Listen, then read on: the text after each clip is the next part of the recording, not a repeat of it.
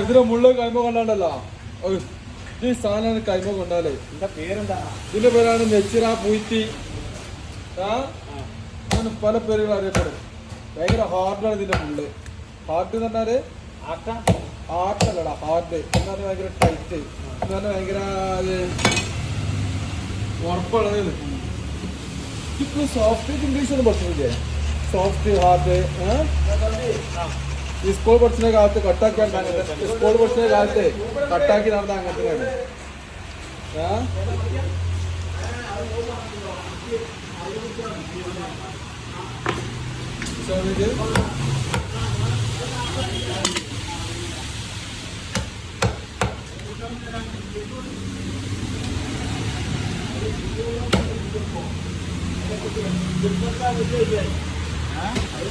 പറയാൻ പറ്റില്ല.